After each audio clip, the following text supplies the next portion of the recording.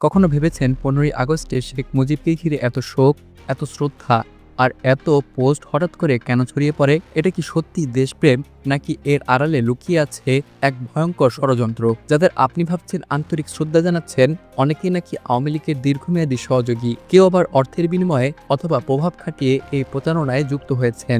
আজকে আমরা তুলে ধরব সেই অজানা গল্প, কিভাবে সাংস্কৃতিক জগৎ, মিডিয়া আর সোশ্যাল মিডিয়া ব্যবহার হলো এক পরিকল্পিত রাজনৈতিক ক্যাম্পেইনে। 15ই আগস্টে আমরা যেটা খালি চোখে দেখি তা হলো শেখ মুজিবুর রহমানকে ঘিরে অসংখ্য পোস্ট, শ্রদ্ধা আর সাংস্কৃতিক ব্যক্তিত্বদের নানা আয়োজন, কিন্তু একটু গভীরে তাকালে বোঝা যায় এটা নিছক আবেগ নয়, বরং ছিল একটি সুপরিকল্পিত, ওয়েল কোঅর্ডিনেটেড ক্যাম্পেইন। হ্যাঁ, কিছু মানুষ হয়তো আন্তরিকভাবে শ্রদ্ধা জানিয়েছেন, কিন্তু অধিকাংশই নাকি আওয়ামী লীগের দীর্ঘমেয়াদী সহযোগী। কেউ অর্থের বিনিময়ে, আবার কেউ প্রভাবের চাপে এসব করছেন। শ্রদ্ধা জানানোর জন্য তৈরি করা হয়েছিল একটি বিশেষ ন্যারেটিভ, সেটি হলো শেখ মুজিবকে আলাদা করে গ্লোরিফাই করা, কিন্তু একই সাথে এড়িয়ে যাওয়া আওয়ামী লীগের দীর্ঘ 16 বছরের অত্যাচার, দুর্নীতি আর দমন পীড়নের ইতিহাস। গত জুলাইয়ের ছাত্র আন্দোলন, গণহত্যা কিংবা একের পর এক ভোট কারচুপির মতো বিষয়গুলো এসব পোস্টে একটুও পাওয়া যায়নি, বরং শেখ মুজিবের নাম এবং ছবি ব্যবহার করে আওয়ামী লীগ নিজেদের সব অপকর্ম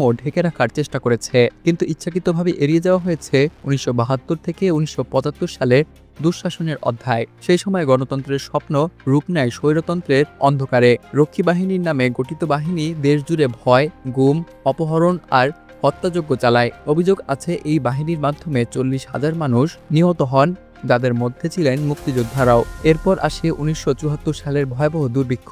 আন্তর্জাতিক গবেষকদের মতে প্রায় 15 লক্ষ মানুষ মারা যান, অথচ সেই সময় সরকার ব্যস্ত ছিল ক্ষমতা পাকাপোক্ত করা, বিরোধীদের দমন আর লুটপাটে। জনগণকে সোনার বাংলার স্বপ্ন দেখিয়ে মুজিব শাসন তাদের ঠেলে দেন ক্ষুধা আর মৃত্যুর দুঃস্বপ্নে। ফলে 1975 সালের জনরোষ হঠাৎ তৈরি হয়নি, বরং এটি ছিল বহু বছরের ক্ষোভ আর বাঞ্ছনার বিস্ফোরণ। অবাক করার বিষয় হলো, শেখ মুজিবকে হত্যাকারীদের অধিকাংশই ছিলেন মুক্তিযোদ্ধা। সৈয়দ ফারুক রহমান, খন্দকার আব্দুর রশিদ, বজলুল হুদা, নূর চৌধুরী, এরা সবাই মুক্তিযুদ্ধে অংশ নিয়েছিলেন, কেউ কেউ খেতাবপ্রাপ্তও ছিলেন। তাদের দাবি ছিল জাতিকে রক্ষা করা, যদিও ইতিহাসে বিতর্ক আজও চলমান। এটা ছিল দেশপ্রেম নাকি ব্যক্তিগত উচ্চাভিলাষ? আমরা স্পষ্ট করে বলতে চাই, হত্যাকাণ্ড কোনোভাবেই সমর্থনযোগ্য নয়, কিন্তু বাস্তবতা এড়ানোর উপায়ও নেই। এবার আসি 15ই আগস্ট ঘিরে সাম্প্রতিক ক্যাম্পেইনের দিকে। জানা গেছে আওয়ামী লীগের শীর্ষ কয়েকজন নেতা বিদেশ থেকে ঘনিষ্ঠ মহলের সহায়তায় কয়েকজন প্রভাবশালী ইনফ্লুয়েন্সারের সঙ্গে পরিকল্পনা করেন। মূল কৌশল ছিল যাদের প্রকাশ্যে আওয়ামীপন্থী মনে হয় না, সেই সেলিব্রিটিদের দিয়ে পোস্ট করানো।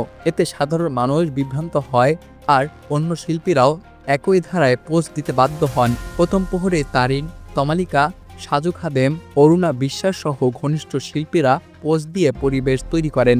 এরপর এক শীর্ষ নায়কের পোস্ট ব্যবহার করা হয় সেন্ট্রাল ভ্যালিডেশন হিসেবে। অভিযোগ আছে এই নায়ককে নানাভাবে প্রভাবিত করে এমন পোস্টে বাধ্য করা হয়। পুরো বিষয়টি ছিল পরিকল্পিত সাইকোলজিক্যাল ওয়ারফেয়ার, যার লক্ষ্য ছিল মানুষের মনস্তত্ত্ব নিয়ন্ত্রণ করা। এই প্রচারণার ব্যবহার করা হয়েছে ইউটিউবার, সাংবাদিক, এমনকি তথাকথিত সি অথবা এফ গ্রেডের সেলিব্রিটিদের। যেমন জাহের আলভী নামের এক নায়ক অশ্লীল নাটকে অভিনয় করলেও 15ই আগস্ট ঘিরে শোক বার্তা দিয়ে হঠাৎ আলোচনায় আসেন। প্রথম আলো তাকে নিয়ে ফিচার করে, পরে কালবেলাও তাকে প্রচার করে। সবই ছিল পুরস্কৃত করার প্রক্রিয়া। এই কানেকশনগুলো আসলে আওয়ামী লীগের প্রভাবশালী মহলের সাথে সরাসরি যুক্ত।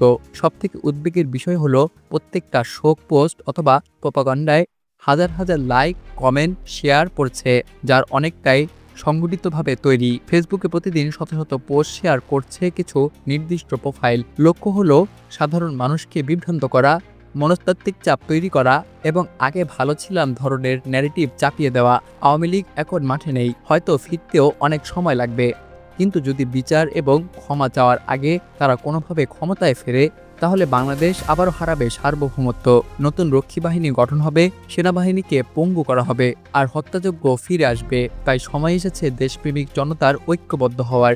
জুলাইয়ের শহীদদের রক্ত বৃথা যেতে দেওয়া যাবে না। ষড়যন্ত্র প্রতিহত করতে হবে ঐক্যবদ্ধভাবে।